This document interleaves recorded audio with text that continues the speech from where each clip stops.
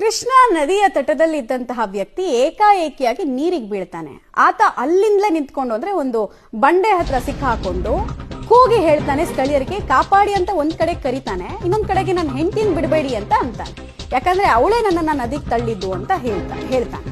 ರಾಯಚೂರು ತಾಲೂಕಿನ ಗುರ್ಜಾಪುರದಲ್ಲಿ ಆಗಿರುವಂತಹ ಘಟನೆ ಇದು. ಕಾಪಾಡಿ ಬ್ರೋ, ಅವಳನ್ನು ಹಿಡೀರಿ, ಯಾರಿಗಾದ್ರೂ ಫೋನ್ ಮಾಡಿ ಬ್ರೋ ಅಂತ ಆತ ಅಲ್ಲಿಯ ಸಹಾಯಕನಾಗಿ ಕೂಗ್ಕೊಳ್ಳೋದು. ಕೃಷ್ಣಾ ನದಿಯ ಕಲ್ಲು ಬಂಡೆಯ ಮೇಲೆ ಸಿಕ್ಕಾಕೊಂಡಂತಹ ಪತಿರಾಯನ ಅಳಲು ಅಥವಾ ಕೂಗಾಟ ಇದು. ನದಿಯಲ್ಲಿ ಈಜ್ಕೊಂಡು ಬಂಡೆ ಮೇಲೆ ಪತಿ ನಿಂತ್ಕೊಳ್ತಾನೆ. ಕಾಲ್ ಜಾರ್ ಬಿದ್ದಿದ್ದು ನಾನ್ ತಳ್ಳಿಲ್ಲ ಅಂತ ಈ ಕಡೆ ಪತ್ನಿ ವಾದ ಮಾಡ್ತಾಳೆ. ವಿಡಿಯೋ ತೋರಿಸ್ತೀವಿ, ವಿಡಿಯೋ ನೋಡಿ.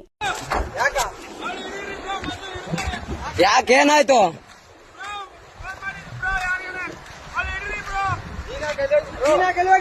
ಯಾರಿಗೆ ಫೋನ್ ಮಾಡಿಲ್ಲ, ನಮ್ಮ ಮಮ್ಮಿಗೆ ಅತ್ತ ಏನಾಗ್ಬೇಕು ನಿಮಗೆ? ಹಸ್ಬೆಂಡ್